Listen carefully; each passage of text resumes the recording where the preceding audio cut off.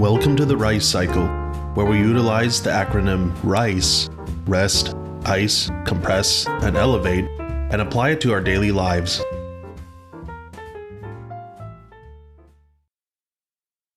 Hello, everyone. I am joined by a special guest, Amy. How are you doing today, Amy? Hi, everyone. Hi, Vincent. Thank you for having me. You're actually the second guest ever on the RICE Club. Really? So Amy and I go way back to high school. Okay, do you remember how we met? Like specifically? Or do you know when? Because I was trying to think about that and I couldn't remember. I want to say it's junior year, but I don't know if it's through. I want to say it's through our mutual friend, Shirley. No, but I feel like I know who you were even earlier than that. I'm honored to hear that, but I'm also creeped out. Not that I don't wish to be known, but how you knew of me earlier. No, well, okay.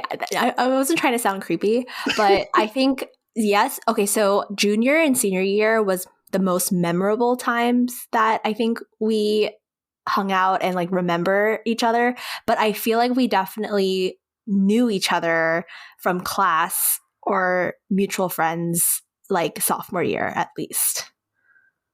That's what I think. That's probably accurate. I've always I had this thought in my head like years after I graduated college where I'm like, oh, it'd be nice to reconnect with high school friends. And if there was any way to like obtain classroom rosters of like every single class you had and the roster of the students. So you can be like, oh, I had class with Eric, or I had class with Bryant, or, oh, like that's where I had class with Amy for the first time. Like I always had this idea, but I don't think I'm not even sure if that's technically even possible. Yeah, it's probably like, I mean, when we were in high school, back in the day, there wasn't even there wasn't that much digital presence. So I feel like those rosters were just like probably deleted. It's probably all gone by now. But I feel like I do distinctly remember certain classes and certain people who were maybe sitting around me or like sitting like nearby and stuff like that. And because I remember like the way that our high school was, I feel like with scheduling a lot of classes, at least for me, I had very similar classes with a similar group of people all the time. So, yeah.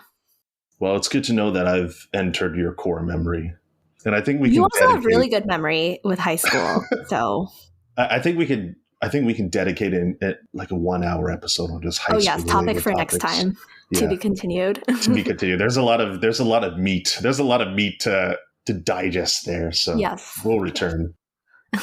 But yeah, this is your first ever RICE cycle. So contrary to what people think about this show, it's not the grain that you eat, but it's rest, ice, compress, and elevate, which is an easy acronym to think about whenever you sprain your ankle or maybe you hurt your shoulder or something like that. So we're trying to make our everyday experiences connect back to that acronym. So I guess I'll just start first.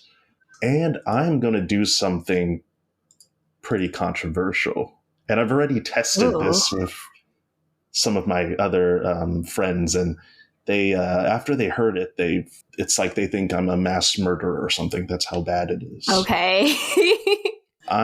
But since I trust you and I know this is a safe space for that kind of discussion, I'm just going to lay it all out here. So my first topic is rest. So what I want to put to rest is tipping culture in the US.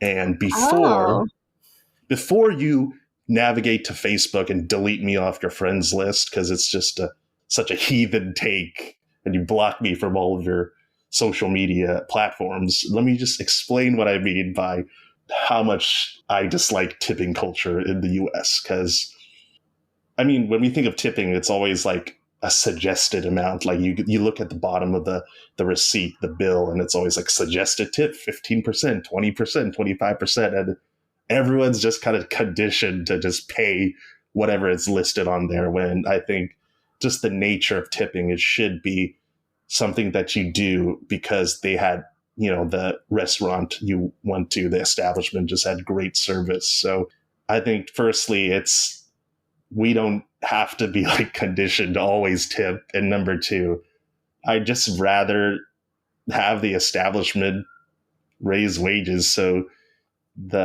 your waiter can survive without tips. And maybe if like a waiter might have a different opinion about that, but I just think it's silly that, we tip in the United States. So I just want to hear what your insights are as someone who like goes to different countries and does a lot more traveling than I do. I guess what's your thought on that?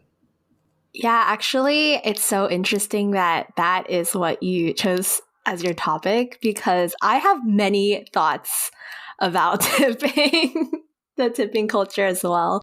And I think I would say I agree with you, because especially like what you said, I have gone traveling a lot recently to other countries where they don't have the tipping. Like tipping is not required, right? So I even found myself sometimes like forgetting that and wanting to give a tip, and then realizing, oh, there's not, like, that's included in the bill. So yeah, and I completely agree with you. I feel like restaurants should be just including tip price, because what's not fair is that us as the customer are the ones who are deciding what to tip. And that's not fair, because, if the service is actually really good and the waiter's really excellent, or even vice versa, the customers might have a different opinion, or it might be based on like some other issues or whatever it may be, and they might not tip based on that or something like that.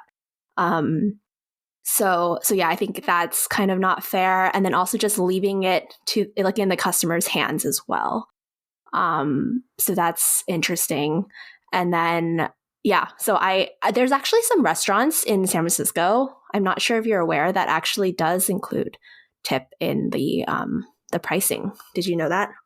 I think I've been to a couple of restaurants like that in San Francisco where they'll say on the menu, like, tip is included into the whatever, the total order amount or whatever. So that it's like, if you tip, that's kind of on you, but it's included. But I'm interested to hear, like, cause I think you went like on a trip to Europe recently. And I think before that you were in Japan or like Singapore. Like, what would happen if you just like took like $2 or whatever, and just like as a tip? Would the waiter be like super thankful, or would they be like shocked?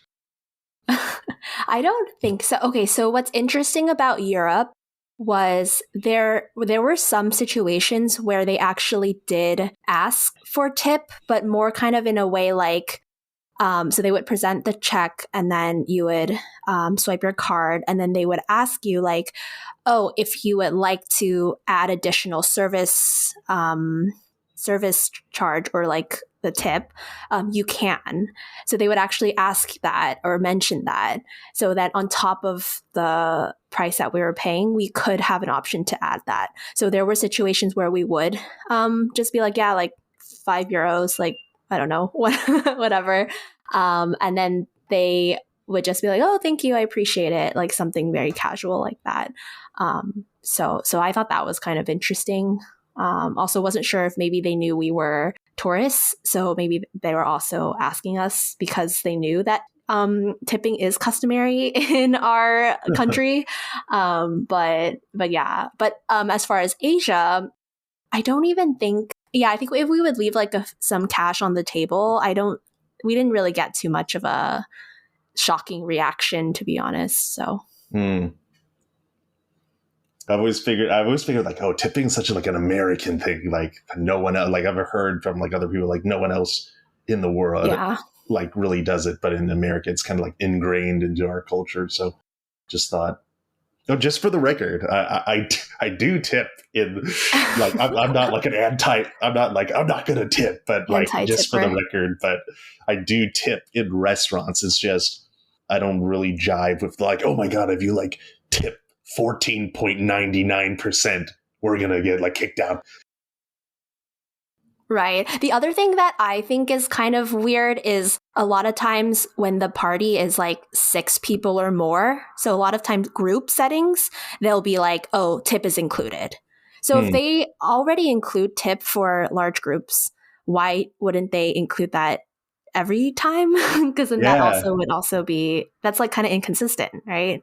So yeah, just have a flat, everything's like whatever, like an algorithm where it's always included regardless of your party size.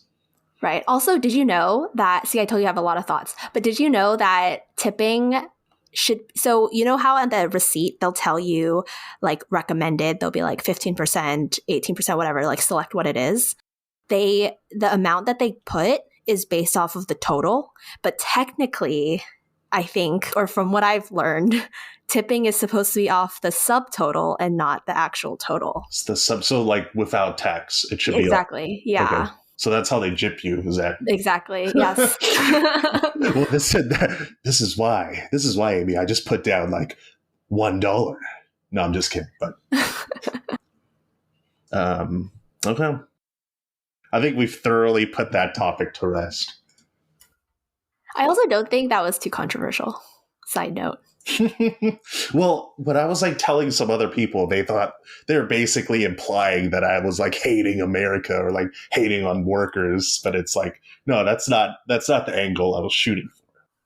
Oh yeah, I guess if we're, I mean, I don't know about you, but I haven't had service industry related jobs where like I was receiving tips. So I think I can't really speak much about that. So. Oh, last thing. I'm just going to throw in one last thing. Like, just the idea of, I don't want to sound like I'm a Republican or like I'm a conservative or whatever, because I'm not. But it's like, and maybe you can call me out for being entitled, but I feel like as a waiter or like a waitress, your job is to provide like good service. Like it's in your duties. So I feel like the idea of just tipping for their service is like, that's their job. If someone goes like really above and beyond, then yeah, it's totally justified. But if they're just doing their job, then I don't see why it needs a tip. You know what I mean? Yeah. That's fair. Okay, so I took rest very literally, and we kind of already talked about it a little bit, but as you know, I did come back from many traveling. And honestly, this past year, and maybe actually year and a half, has been so heavily on just traveling. And I feel like I've been just out and about constantly all the time, that I finally need to get like literal rest. So it's been kind of relaxing. So I did come back from Europe. It's been about 2 weeks now, and I have always had a really long time to adjust back to, like, just from jet lag and adjust back to like the current time zone I'm in. So I feel like every time I come back from international travel, I'm resetting my internal body clock and trying to adjust my sleep schedule and make it better than before. So for example, before I traveled, I think I was sleeping at definitely like past midnight at least. I would not go to bed. Or I would just lie in bed and stay on my phone until like 1, 2 a.m. So now I feel like I've finally gotten back to a good place with my sleep schedule. And I'm like sleeping at like 10, 11 p.m. and then waking up at an actual reasonable time and not just pressing snooze all the time. So that's what I would say I'm really grateful for now. How is your sleep schedule, Vincent? I would say it could be better. Because I actually I start work at like 8 a.m. but I would go to bed at like 1 a.m. like every single night, and it's hard to break out of once it's kind of in your routine. But do you wake up like tired? Is it hard for you to wake up, or are you like waking up and you're like completely fine? I'm pretty tired, and I actually like this year I pretty much just got like diagnosed with sleep apnea. So I've been using a have you seen like what a CPAP looks like? Yes. I don't know if you know anyone that uses a CPAP. I actually just started watching videos about that. That's hilarious. But the perfect what a coincidence, because it's like I think I started using one in like May of this year, but it's like, yeah, you totally kind of look like Bane from like The Dark Knight, because it's like this mask that with like a tube that you like put on your face, but it basically helps you sleep at least like 4 to 5 hours, like completely like knocked out. Like you can't like you don't wake up until like 5 hours later, like minimum. So it's been I wouldn't say like a lot of people say like having a CPAP is like a life altering event, but I think it's not to that level for me, but it's definitely super helpful, because if I don't sleep without it, I'll wake up a lot. Just Yeah, I was going to ask what happens if you don't have it? So you're just like constantly waking up throughout the night? if you don't wear it, you usually are a heavy snorer. Right. So Oh, yes. you'll be snoring a lot. You'll be snoring loudly. You'll be like waking. Like some people have it really bad. Like I think my symptoms are just moderate, but some people have it really bad where they feel like they're like suffocating in the middle of the night. So it can be very helpful having a CPAP. But are you like conscious when you wake up during the night? Like you realize that you're waking up? Do you mean like if you don't utilize Yeah, a if you CPAP? don't have it, because if you like feel like you're suffocating, are you like waking up and realizing that and then going back I to sleep? I don't, because I don't think my symptoms are that extreme, but it's almost like that feeling when you wake up and you're like, oh, I have to use the bathroom, but it's like you just wake up, you just regain consciousness, I guess. I got it. The best way to say, and it's just like, oh, I'm awake. Time to go back to sleep. Well, I'm glad that's working out for you. Thank you. I'm glad you're resting, because what's the best way to like retune your circadian rhythm, to like reset it? Because I've heard so many people say like, don't sleep on the plane, and like when you come back to like your home, like try to go as long as possible without napping, and try to like stay up as long as possible to like break out of that jet lag. So do you have any like personal tips? Yeah, I was going to say, when you asked how do you reset your circadian rhythm, I'm like, my answer is go on a international trip. But yeah, I think it really depends on the time zone. So for example, when I came back to the US, the time that like this past time I landed in the evening. So because of that, I tried to stay awake as much as possible so that once I arrived back to the US, I could just knock out and go to sleep right away. Or I think I took like a nap in the beginning for a few hours. And then once I woke up, I just tried to stay awake as much as possible so that when I did come back again, I could just sleep. The other thing for me is because I think when I'm on the plane and I'm just so exhausted because sleeping on the plane is not comfortable, like at all. So I think to that as well, I never really have trouble going back to sleep when I do like land.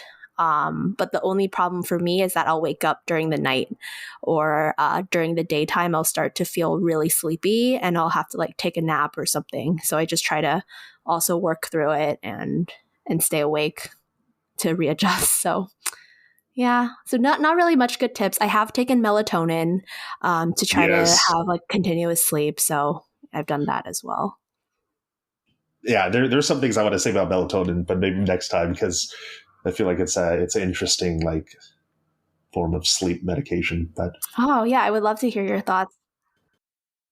So personally, I haven't done very much traveling at all, and I know that you've done a lot of traveling. But is there like, how long does one need to travel, like distance wise, or maybe like flight time wise, before like jet lag becomes an actual issue? Because I think last year when I was in Cancun, I think the flight was only like 5-6 hours, and when I came back to the U.S., I just felt like normal. Like I didn't feel any noticeably like different symptoms. So do you feel like there's a certain distance you have to travel to? Yeah, I want to say, yeah, because actually going to East Coast and even going to Hawaii, I get jet lag, but I don't think it means that the distance that you travel. I think it's the length of time you spend there. So I know for your trip to Cancun, that was like less than a week long. Yep. So I think that makes sense that you didn't really need to adjust. But like, for example, when I went to New York, this past year, I spent like 10 days there. So I definitely was adjusted, like my body was adjusted to that time. So when I came back to SF, I was like waking up at 6 a.m. because it was of the 3-hour difference. So I would say it's more so the duration of time you're spending at the location. Oh, that makes sense because you're actually like doing things at that time zone. Yeah, and I think there's like some scientific thing that's like it actually takes your body like you have to be there for like 5+ days or something. So I missed the cutoff. I missed the threshold. Or maybe you're just good. You just can sleep anytime, anywhere. Like my husband, he never has jet lag issues because he can sleep anytime, anywhere. So it's the sleep apnea.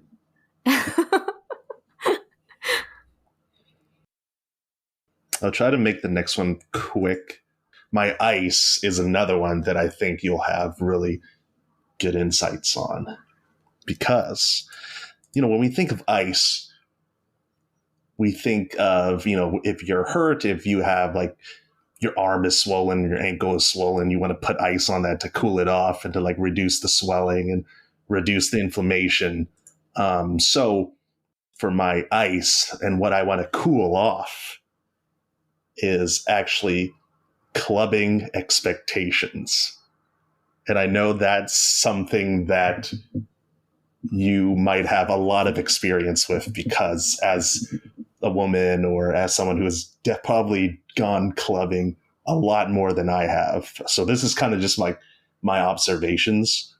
I think it was 2 weeks. 2 weeks ago. Yeah, we'll just say 2 weeks ago. I actually went clubbing for the first time in super long. Oh yeah, I remember you mentioning that. I was so surprised you went. Yeah, I went with like a group of people from like Subtle Asians Bay Area. So it was like 12 to 15 people. And we ran into like 5 to 10 like other people we knew. This was at YOLO, by the way. So my first time there, and it was actually super, super fun. And I was kind of thinking about it like afterwards. I'm just thinking like in the past, I've always kind of like dreaded going to the clubs because I feel like, number one, like I'm just not a big fan of like the music they play. If you don't know, like I just pretty much only listen to like rock music, and they're clearly not going to play rock music at the club. But so I was kind of like dreading music that I wouldn't like, just the general vibe. And I've been thinking like a couple of the reasons why I think I had a great time was I feel like you have to go clubbing, or someone has to go clubbing with very few expectations. Like, especially if you're a guy, I feel like you shouldn't go into a club thinking like, oh my God, I need to like pick up X amount of women, or like I need to like really jive to the music, or like, things like that. I feel like as long as you're going with like a good group of people that that you like really, you feel really comfortable with. And obviously like having drinks like definitely helps. But yeah. I feel like as long as you're just there to like have a good time and talk to your friends and just just have fun. Clubbing's going to work out. So that's my ice. Yeah. Yeah, that's a good mentality to have, I think. It's interesting because I feel like I never go clubbing, or I used to never go clubbing with any expectations. So it's interesting that, and you know what? It might be because, like you said it earlier, you don't go clubbing often. So for you, it's kind of like a big thing that you're doing.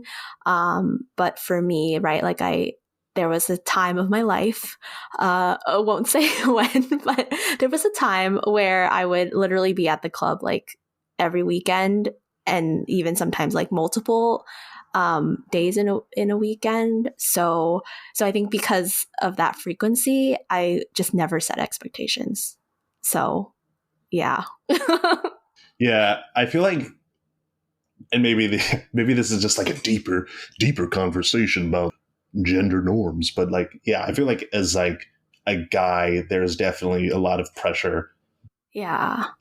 The whole reason you're at a club is to like meet women, or like, right, or like have a date, like bring your date there or something. So I feel like there's a lot of pressure to utilize the club like as a tool or as an avenue to like gain something out of it. But just being there with my friends and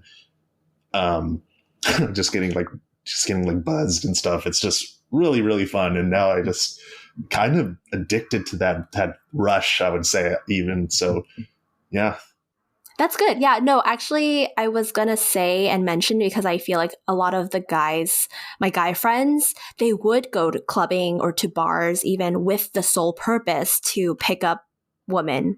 So I think, but girls, like, at least for me, I never really went wanting to meet a guy. It was really just to have fun and like hang out with friends.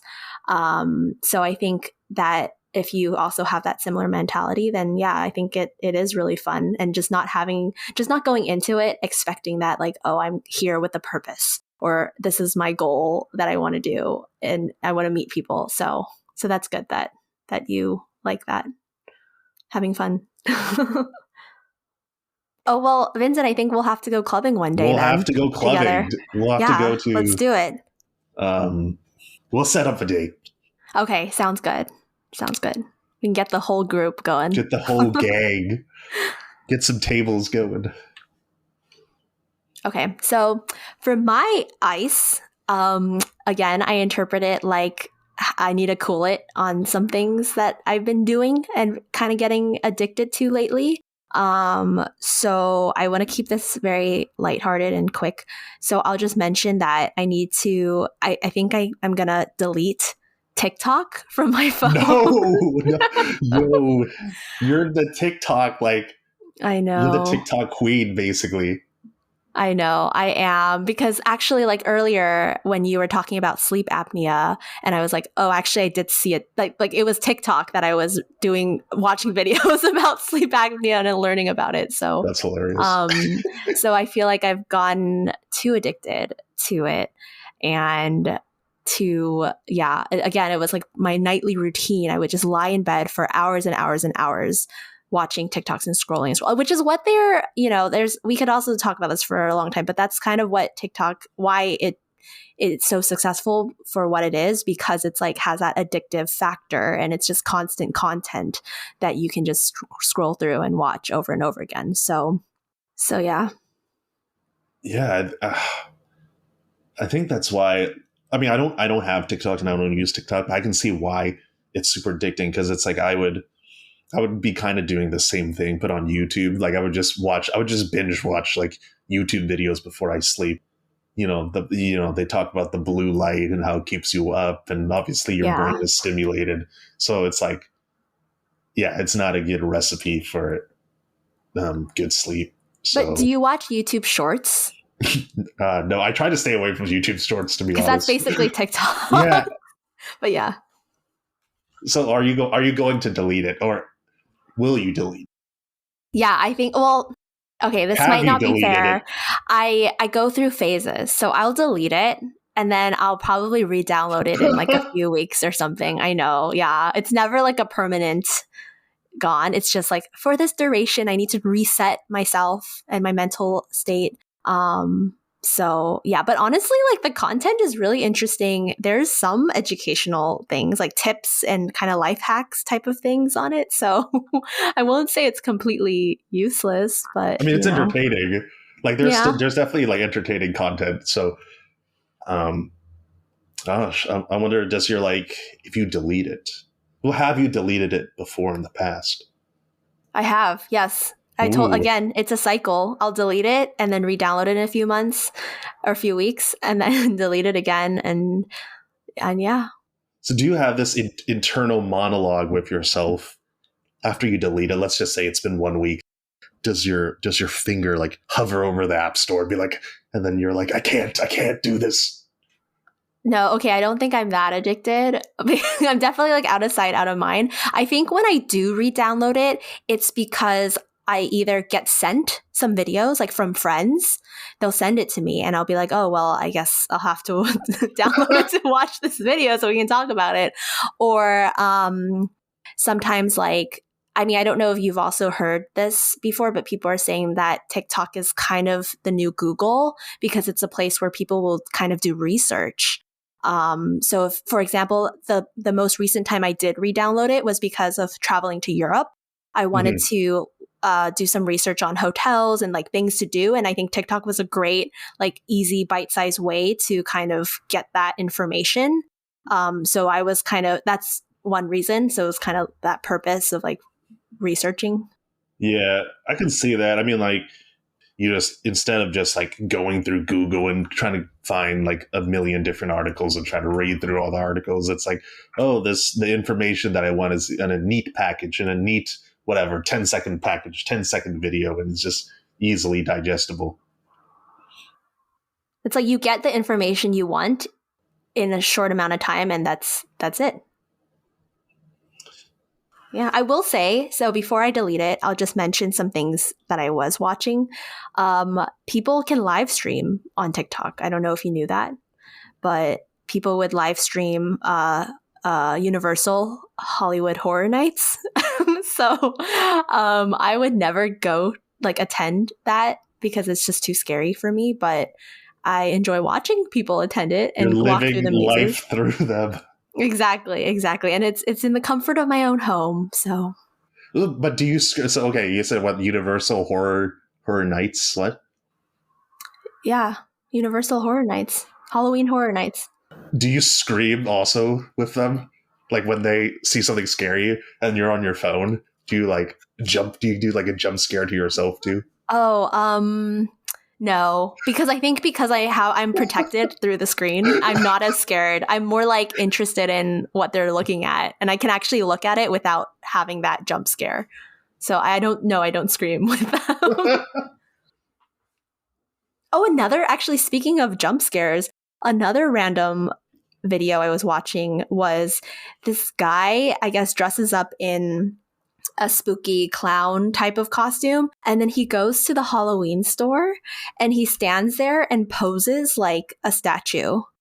And then he's like filming himself. He's live streaming himself. And he's just like filming himself scaring customers because customers think he's fake because he's just standing there. So he's like the Bushman of like, remember in San Francisco? Yeah. Oh my gosh. Yes. Yes. Yeah. Dude, the Bushman would have gotten so much content in he would go viral. The Bushman. If someone, okay, so you watch videos of someone scaring like people. Yes. See, I know we're kind of deviating from from what we're talking about, but I've always kind of fantasized, like this is just a weird fantasy, but I've always just fantasized about someone like, you see those videos of people like dressing up in Halloween costumes and like jumping out from the trash can or like jumping out from like a closet to scare someone. And I've always kind of like fantasized and wanted to be like punch those people in the face. At first, okay, that was not what I expected you to say. Just like, I thought you were going to be like, I want to be one of them. No, that's so mean. I don't think I have the heart to like scare someone like that. You want to be the consequence. You want to be like, this is what you get. Yeah, exactly. This is what you get for scaring me. Now I'm going to punch you in the face. Because honestly, I'm surprised that they don't get punched more often, because I feel like instinct, especially if you're just like walking and someone scares you out of nowhere, like your instinct should be to punch them. The fight, what's it? The fight or flight response or whatever. Yeah. You should go to horror nights then, because there's lots of people scary. Have you ever noticed that I just don't, I never ever suggest a scary movie for like any sort of movie night, or like any, if we're talking about any movies, I never suggest a scary movie because I cannot do scary movies. Okay. You and me both. It's okay, Vincent. You and me both. Okay. So my next topic is compress. So, so when we think of compress, it's when you get hurt, you're wrapping that, tourniquet around the injury or the wound, because you don't, I don't even know how to explain. We need a doctor. We need a doctor on here to explain the entire the medical side of it. But when we're thinking about compress, we're thinking about making something smaller. So my compress is actually kind of similar to you with how you're finally getting your rest now after traveling, internationally for such a long period of time. My compress is I've taken the last, I would say, 4 weeks to really downsize my wardrobe. Yeah. So I'm trying to, my goal, well, part of that is I have some clothes that no longer fit, especially my pants. So some of that, I'm kind of cheating a little bit when I say downsize, because some stuff I do need to like replace to get some like pants that actually fit me. But in general, I'm trying to get a more like minimal wardrobe. I kind of had this philosophy my high school and college years, because, just the nature of being in school, you don't have a lot of spending money. So my entire philosophy back then was just, as long as it was cheap, I'm going to get it. And it was just like, it didn't matter if I wasn't going to wear it that often, or it didn't look like really nice because it was cheap. So kind of as a consequence of that, I just had clothes that I didn't really like mentally like really like on me, but it was just cheap. And I just had like clothes that I didn't wear often, and it would just be like a waste. So my goal is to really just shrink my wardrobe and have pieces that not only like are like, last long, but also like something that actually makes me happy, like wearing it, as opposed to just sitting in the closet. Yeah. Have you heard of the Marie Kondo method? Okay, so everyone's always memed about Marie Kondo, and I've never actually like seen like an episode of her show or like watched her content. But so what's the Marie Kondo method? So I think it's like the magic of tidying up and decluttering your life, basically. Okay, not your life, but your possessions. My entire life is trash. That's definitely a topic for another time. Anyway, so no, it's like the main philosophy is you should only own things that bring you joy. Mm-hmm. So the question, like every time you hold up a piece of clothing, for example, you should be asking yourself, does this bring me joy? And if it's not like literal joy, but it's kind of like, when you touch something, you might have a spark of that, or that feeling where you're just like, oh, like I love this piece, or I have good memories, or something like that. And if there's something like you pick up and maybe you're just like, you have no attachment, or you just have no spark when you see that item, then that doesn't bring you joy. So that's the general philosophy behind it. And it's a good way to, I guess, or an easy way to kind of like go through decluttering your things. But that was really trending for a while. I feel like now nobody really talks about it or uses it anymore. So yeah. I do remember Marie Kondo being like pretty popular. But I feel like that generally that's like a really good approach, because I feel like, let's just say I look at a piece of clothing and I'm like, would I really, kind of the questions that I ask myself, do I see myself actually wearing this? And like, I'll put it on, I'll walk around. Like, does it really like make me feel good about myself? Like, does it make me feel like more confident? Or or is it just like an item that it's just going to gather dust? So just trying to be a little bit more like utilitarian with what I have and trying to be more realistic with what I purchase. Yeah. That's good. Have you heard of the concept of capsule wardrobe? I've heard that term like being tossed around like Reddit, but I actually don't know what it is. Yeah, so I think it's similar. Okay, no, it's not similar, but it's basically the idea that it's like minimalism, right? So it's like, for example, you only need like 30-piece items of clothing in your wardrobe. 30 is like just a random number I threw out. It depends on whatever you want to make it. But let's just say 30 pieces of clothing that's all you need. And you can make multiple outfits with those 30 pieces. You can rotate them. You can have enough for all different seasons, like stuff like that. So if you have like 10 pairs of jeans, right? Maybe you only need 4 that will match like different multiple outfits. So that's another kind of way that you can also try to view decluttering clothes. So some modularity. Yeah. I could never do that, but I wish I could. Why? Is there a reason you cannot? I don't know. I think you just like your stuff, right? It's hard because like I have, like 5 of the exact same black leggings or 5 variations of black leggings. But to me, I'm like, well, each one has a different purpose, stuff like that. I don't know. I think it's hard I think it's doable, but I think it would definitely be a challenge for me. Yeah, I've been told to, like, instead of just like nuking your entire wardrobe, I've been told to like do it segment by segment, like, start with your pants. And then after that, go to your like shirts. And after that, it's like jackets or whatever. So nice. Good luck. If you need help, let me know. I know you can judge my fit. Are you donating the items? Yeah, I'm like pretty much 100% donating everything. Okay, you're up. Okay, I'll keep it really, really short because I could not think of anything for this. So let's just make it very lighthearted.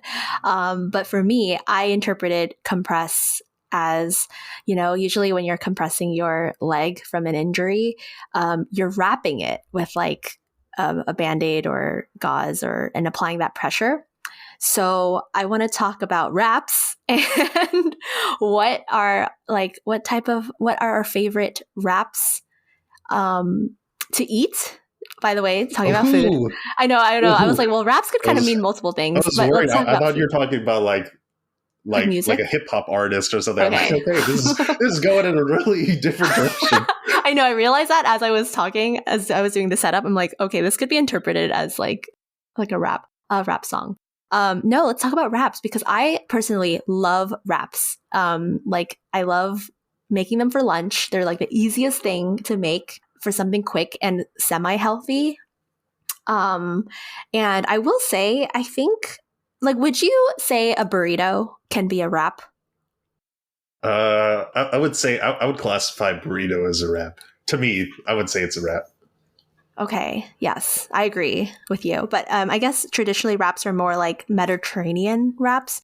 So like today, I actually had an amazing Mediterranean falafel wrap with pita bread and falafel and garlic spread and some like salad, onions, pickles. So good. Highly recommend people make a wrap. I had a Mediterranean phase. Oh, really? Well, I'm just throwing that out there, but just because you brought up like falafel wrap is just, I think like a couple of months ago, I was just like craving like Mediterranean food like every single week. But just to answer your question about wraps, like so recently I actually been eating a lot of like dumplings, right? Mm-hmm. And if you go to like a Chinese restaurant or like Taiwanese restaurant, they have their appetizers. They usually have some sort of like beef roll, right? So yes, I really like those. Those are like, that's like when I discovered that, I was just like, yeah, I need to have this like every time I'm at a dumpling place. It's so good. You're right. Have you ever had I've been to a place where they had the beef roll, but they wrapped it in green onion pancake. That's like next level. Yeah. It was so good. Two of my favorite things, a roll and a green onion pancake. So good. Also, another really good wraps is the Vietnamese spring roll wraps. That's also really good and easy to make at home. Okay, so what type of sauce do you have with the spring roll? I usually do the peanut hoisin sauce. Okay, because I was gonna say that that's my jam. Like I love the peanut hoisin sauce. I don't know if you've been to this place before. It's in SoCal, so you've probably been there. But I basically got hooked on spring rolls when my sister, who was going to UCI at the time, brought us to a Vietnamese restaurant called Brodards.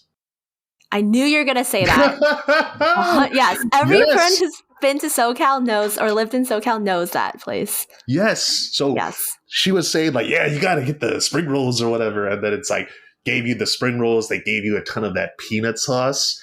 Yes. And, so good. Oh my God. That was just like, ever since that moment, I'm like, I have to have the spring rolls and the sauce. So, yeah, good stuff. Oh, now I really want those exact spring rolls. They need to open one up here or have some kind of... I know, right? At least have it in San Jose or something. Yes, exactly. Yeah. I'm trying to think of another roll. I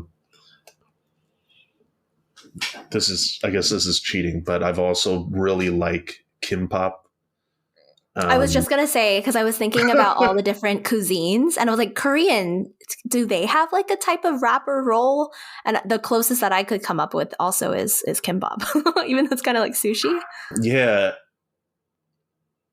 I'm always like a meat eater. Like I always need to have some form of protein, but I feel like kimbap is that like vegetarian, or is there like fish in that? I'm not no, there's variations. You can have tofu, you can have beef. I've even seen like pork and stuff like that.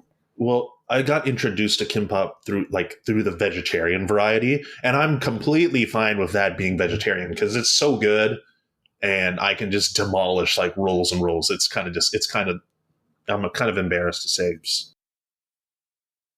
It's okay. So maybe we'll go to the Korean mart. Actually, Trader Joe's just came out with their own kimbap. Yeah. No, I refuse. It sold out. This. Really, people said it was good. Oh, okay. Like people, like even like Asians and Koreans, like actually said surprisingly it's not bad. So Trader Joe's ethnic food. Trader Ming's. Have you've seen like the branding of like this is Trader Ming's orange chicken. That was your compressed, and I'm going to wrap up with something hopefully more controversial than tipping. And are you ready? Okay, I'm ready. I'll prepare myself. This is something that I'm going to stick to my guns, and no one's going to change my mind. So I'm really putting my foot in the ground for this one. And so the last one's elevate. So again, when we're injured, we want to make sure that the blood from that wound is flowing back into our heart. And hopefully that's correct. So someone in the medical community can verify this, but you want to raise the wounded part above your heart so the blood can, flow back. So elevating, that's something that we want to make better. And my elevate is, I think that boneless wings are better than bone-in wings. And I'm going to stick by that comment. Wow. Okay.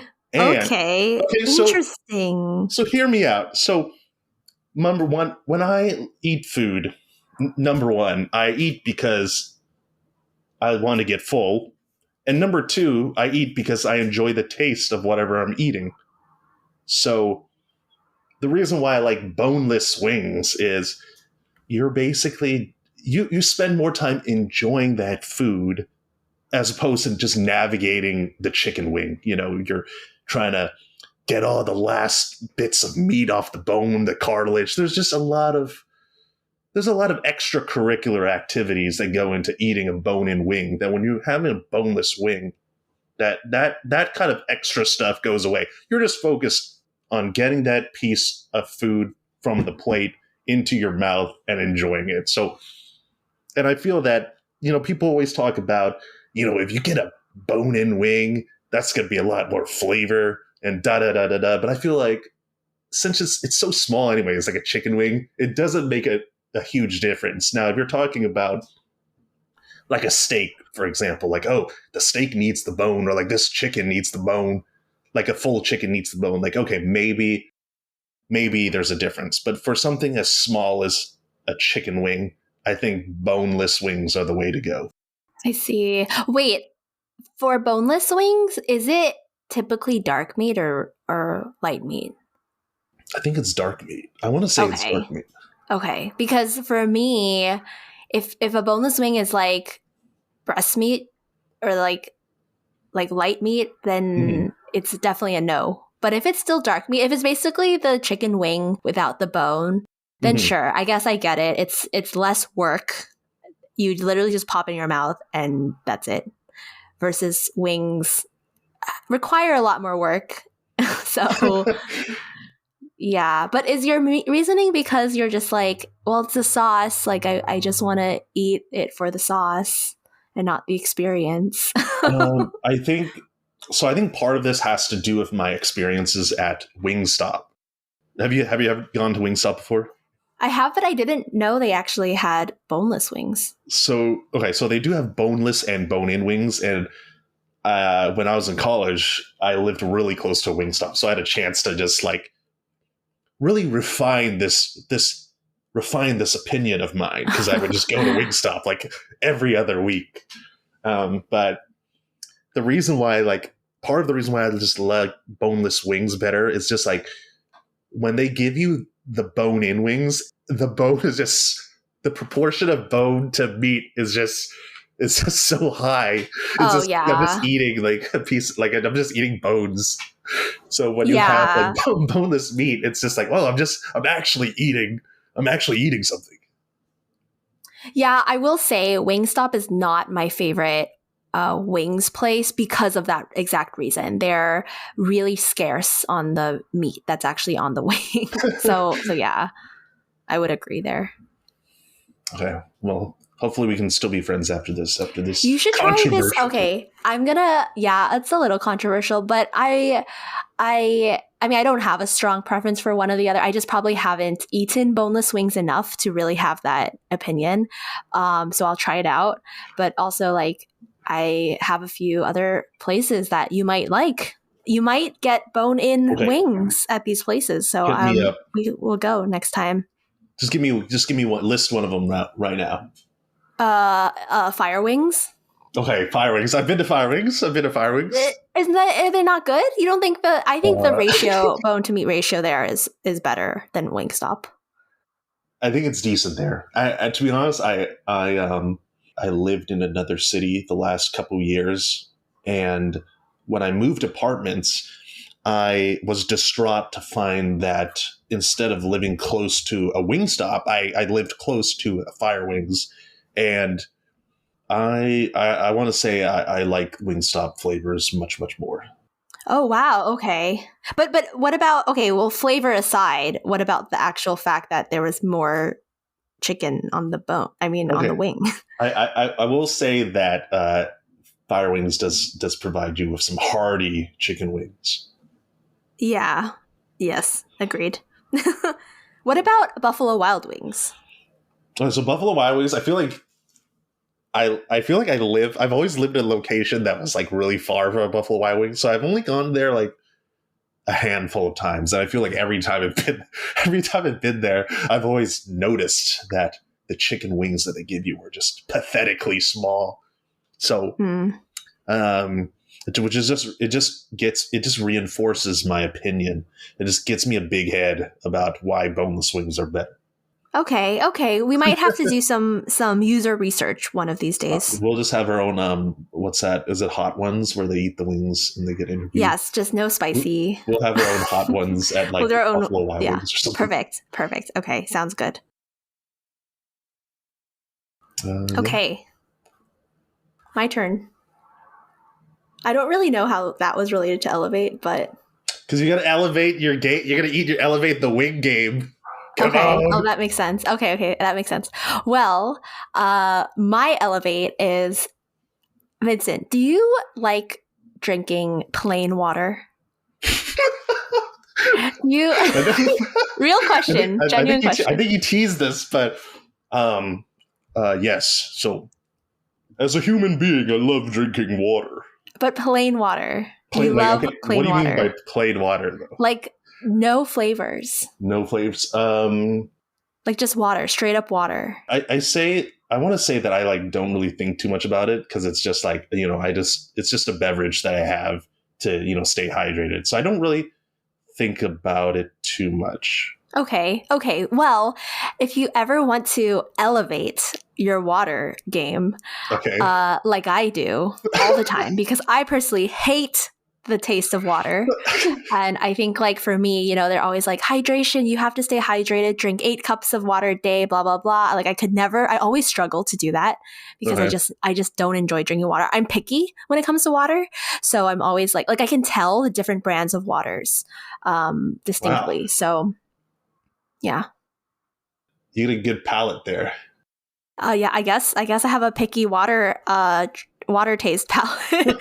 But anyway, so the way that I have been elevating my water game is by adding this packets of this thing called True Lemon, which is literally as the name says, it's like a squeeze of lemon in your water, but it's not actual lemon. Like it's a packet of crystallized lemon flavor. Uh-huh. Yeah, but it's natural. It's not like artificial flavoring, supposedly. It's actual like crystallized. I don't know the science or technology behind it, but they have True Lemon, which is lemon flavor. They have True Lime, which is lime flavor. They have, I think, grapefruit, and they have orange as well. So I have been absolutely loving True Lemon. And I have a soda stream. So I also like carbonated water. I don't know. Do you have an opinion on carbonated water? I can drink a disgusting amount of carbonated water. Like I have Kirkland brand sparkling water just right outside my door because I'm just in love with it. Oh wow! I didn't know Kirkland had a brand of sparkling water. Check it out. I used to drink I used to drink a lot of like LaCroix. LaCroix. I don't know. Yeah, I don't know how you say it. So you like flavored carbonated water? I don't really drink a lot of soda in general, but yeah, if I just had access to carbonated water like easily, I could easily just never drink soda again because I don't. For some reason, that's the carbonation. Just I like it. Yeah, same. Wait, so have you had Spindrift? I have. I love Spindrift. That's good, and it's healthier than LaCroix. Really? Because I feel like Spindrift is like there's the hint of fruit compared to LaCroix, which is a pure like this carbonation. Right. No, well, Spindrift, it actually contains real fruit juice, but LaCroix is natural flavors, which, yes, it's like, which this is a controversial topic in itself as well, but arguably, like, natural flavors is not necessarily regulated by the FDA or something. I don't know. There's something going on where natural flavors, like, people think it's literally just natural flavors, but apparently it's not. I don't know what it is. I prefer Spindrift though because there is like actual fruit juice in it. So to me, it just tastes a little bit better. So you do like elevating your water then in a way of carbonation, not necessarily flavor, but carbonation. So I'm gonna have to try the True Lemon, okay? Because I've actually I've never actually added like the flavor enhancers to my water before. And so now I'm really curious because I've always wanted to be like, because there's some days, I'm sure like there's some days where you're like, I don't want to drink soda, but I don't want to drink water. Yes, exactly. So I'm gonna have to maybe take a look on Amazon or something. Yeah, try it. And because, okay, so you might be wondering like, well, Amy, why don't you just buy fresh lemons, or why don't you just buy lemon juice? Because, like those jars of lemon juice that you can just put in your fridge. Yep. Well, it's because, like I literally would, if I had an actual lemon, I would just squeeze like a wedge in. So there would be kind of a wasted half of the fruit. And then with these packets, they're like very easy for on the go. So like when I was traveling, I would just pop them into my backpack, and that was really easy to have. And then with like lemon juice, that also kind of that will expire if you don't finish it within a certain time. So these packets are really good. Next time, I'll bring you some. I have a lot. I stocked up. I was almost concerned that I was like, this is sounding really close to a commercial. I wonder if you're getting sponsored. Oh, yeah. You didn't know this podcast is sponsored now by True Lemon. Well, I need to cut to a commercial break because we need to take a break for a sponsored ad read. Yeah, True. This is sponsored by True Lemon. Elevate your water. Exactly. So, yes. Okay. To be honest, I thought this was going into like whether you put ice cubes in your water or not. So I was really like anticipating a question on ice cubes. So I do also love ice. Have you heard of the phenomenon of pebbled ice, or do you like pebbled ice? What is that? Okay. Have you had Sonic drive-thru? No. Okay. How about Chick-fil-A? Drinks. I've had Chick. Well, you don't drink soda, so I feel like you don't get soda at these fast food places, right?